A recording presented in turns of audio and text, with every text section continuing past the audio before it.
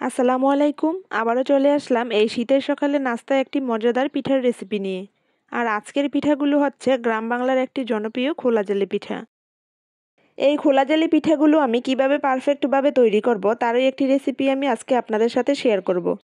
তাহলে চলুন মূল রেসিপিটি দেখে নেই। প্রথমে একটি পরিষ্কার বাটিতে নিয়ে নিলাম 1 কাপ শুকনো চালের গুঁড়া, দিয়ে দিলাম হাফ কাপ ময়দা অথবা আটা, হাতের কাছে যেটাই থাকে আপনারা কিন্তু সেটাই এখানে ব্যবহার করতে পারবেন। দিয়ে দিলাম পরিমাণ মতো লবণ ও 2 টেবিল চামচ গুঁড়া দুধ।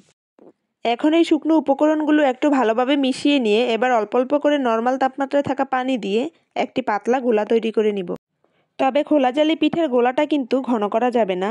গোলাটা তৈরি হয়ে গেলে এখানে আমি একটি মুরগির ডিম দিয়ে দিব। বেসিক্যালি এই খোলা জালি পিঠাতে কিন্তু হাঁসের ডিমটাই সবাই ব্যবহার করে, কিন্তু আমার কাছে হাঁসের ডিমের গন্ধটা ভালো লাগে না, তাই এখানে আমি মুরগির ডিমটাই ব্যবহার করেছি।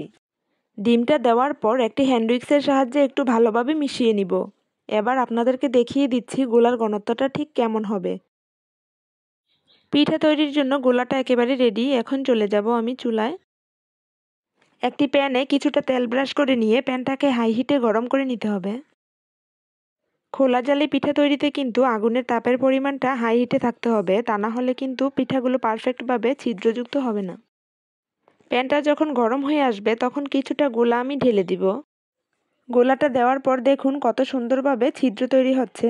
এই তো 1 মিনিট পর পিঠাটা হয়ে গেছে। এখন পিঠাটাকে আমি প্যান থেকে উঠিয়ে নিব।